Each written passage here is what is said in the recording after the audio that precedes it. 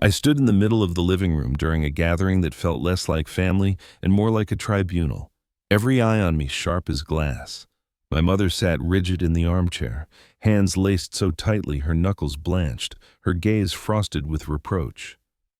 My father, beside her, shook his head and spoke with a low, slicing certainty that left no space for reply.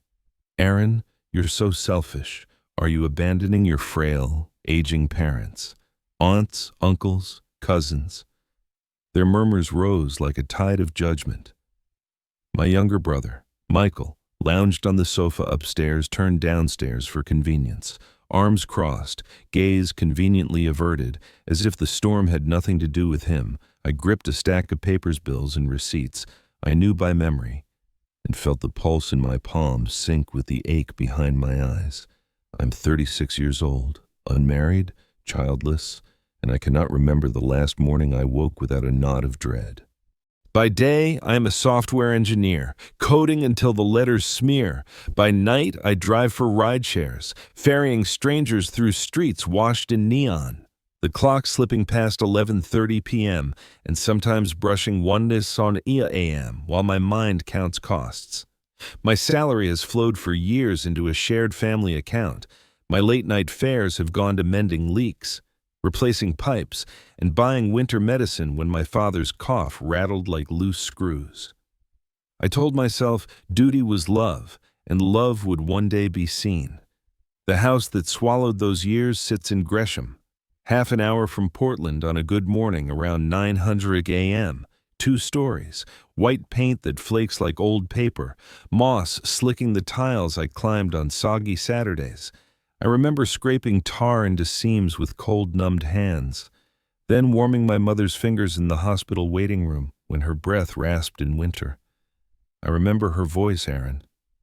You're my rock, and how that sentence once glowed like a small sun in my chest. Michael is 30, still in his childhood room, drifting through startup notions that evaporate by 300 p.m. and revive around midnight when he calls them stealth. Our parents dote on him, call him their little boy, arrange their patience around his whims. I told myself I didn't resent him, but each time I passed him gaming while I transferred money. Hairline fractures threaded the quiet places in me. The day the fracture widened, rain smoked the windows and the house smelled faintly of damp carpet. My mother sat at the dining table amid heaps of paper and offered me that tired, warm smile that always summoned me closer. Help me sort these. Dear, my eyes aren't what they used to be. I opened folders I knew too well: mortgage statements, repair invoices, insurance letters, the sediment of 10 years of labor. Then I found a yellow envelope tucked like a secret reef. Inside was my father's will, handwritten steady script, both signatures inked with certainty. I read it once, then twice, because disbelief begged for a second chance to be wrong. The house, valued around $450,000, the savings account, the beloved SUV. My mother's jewelry reserved for weddings and holidays, all of it left to Michael. My name wasn't there, not a clause, not a trinket. A decade unfurled inside me: the late shifts, the canceled trips, the ghosted dates, the camera I kept in a drawer because there was always a pipe to fix at 700 p.m., or a bill to meet by Monday, 800 a.m. I thought of nearly $200,000 that had passed through my hands into that roof, those walls, my mother's prescriptions. I thought of the word rock and how even rocks erode. Mom, I said, my voice snagging on something sharp, this will... Why, a quick panic fluttered across her face and then smoothed into soft reasonableness. You're independent. Aaron, strong. Your brother needs a foundation. You understand. Understanding felt like an animal being asked to walk into its own cage. I carried the will into the living room where the baseball commentary murmured. Dad, I asked, trying to keep my voice level, why am I nowhere? He didn't turn from the television. Like your mother said, Michael needs a start. You're fine. Don't make a fuss. 10 years reduced to fuss tipped something. I put the will on the coffee table and the room didn't tilt. But I did. I walked out into rain that felt almost cleansing, like cold proof that the air still touched my skin. I drove back to Portland with the windshield smeared by weather, and maybe tears I couldn't tell which is its own kind of answer. In my apartment at 10:40 p.m., I opened the shared account dashboard and scrolled past the line items that had become a second calendar mortgage draft: electric, water, internet. My fingers hovered as if a boy inside me still hoped for a pat on the head, but memory spoke instead: 16 and winning a scholarship, met with a shrug, 25 and bringing home the first paycheck as a cashmere sweater folded into a closet. Saturdays asked for repairs while my camera sat in darkness. I canceled the auto payments mortgage, utilities, the whole machine, and removed my name from the shared account. The pain of each click receded so quickly I recognized it as lighter weight, not fresh injury. I lifted the window and the night air brought rain and something like space. I enrolled in an online photography course that began at 7:30 a.m. on Sundays and pulled my dust-veiled camera from the drawer, tracing its edges like a remembered road. For a few days, sunlight slid across the lens on my desk and I let myself breathe in time with it. The calls began after. First my mother asking about overdue notices, then my father wielding silence like a blade, then Michael with terse texts about power and pity. I said little. I learned the weird steadiness of not responding when the command family meeting, 3:00 p.m., came a month later. I went not to be rescued by apologies, but to lay down what I carried and step back unburdened. I walked into a room packed with relatives and air that felt prejudged. The accusations came on cue. I set my stack of receipts on the table and let paper make the noise I had swallowed for a decade. The truth of those pages halted the murmurs in a way my voice never had, and yet, even paused. The past has momentum. The room was thick with silence, broken only by the shuffle of receipts sliding across the table like cards dealt in a game no one wanted to play. My mother pressed her hands to her face, her shoulders trembling though no tears came. My father gripped the arm of his chair, his knuckles pale, as if holding himself steady against a truth he refused to absorb. My brother shifted uneasily, his careless slouch gone, his eyes darting to the yellowed curtains as though they held an escape. Aunts and uncles, cousins and in-laws, all those who had murmured judgment earlier now sat with downcast eyes, whispers trailing off into the weight of evidence. I felt their discomfort, but it was not my burden to ease. I let the silence stretch until it hummed with discomfort. Then I pulled the copy of the will from my pocket and raised it high. "This," I said, my voice steady, "is what 10 years of sacrifice means in this family. Nothing.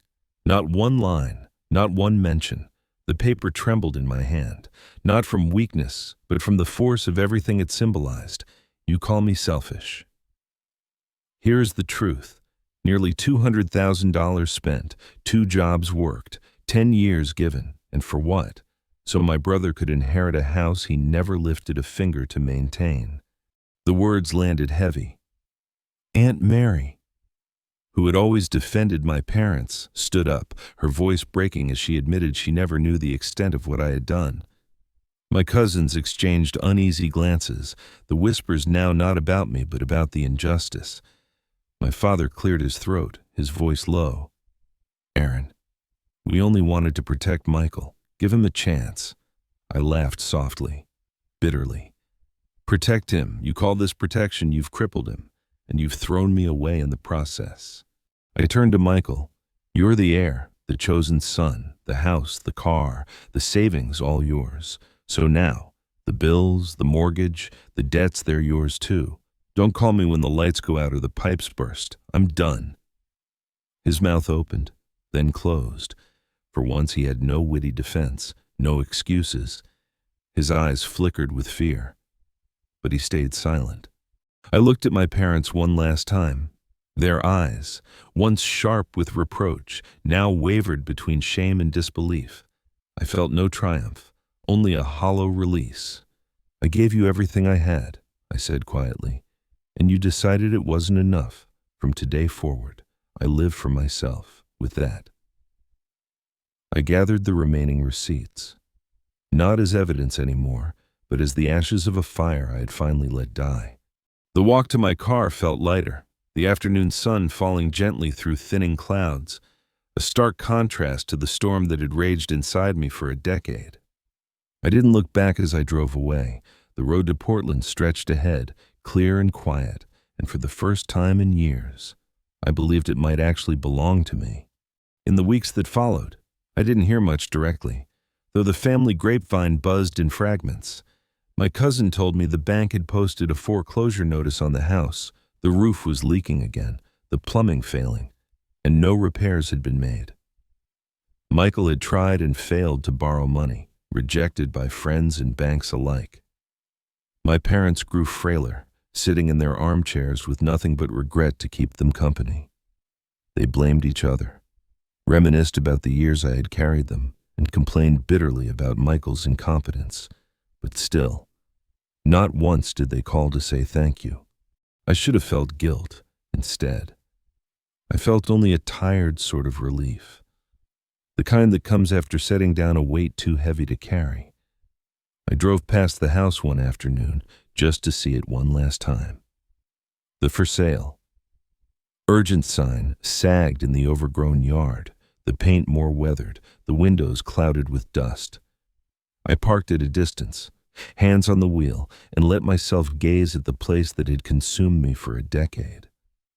I thought of patching its roof, of sleepless nights calculating bills, of my mother calling me her rock. I whispered a goodbye not out of love, but out of closure. Then I pressed the gas and didn't look back. Portland in autumn softened me. Mornings I woke at 7:00 a.m. to golden light spilling across my desk. My camera sitting ready like an old friend.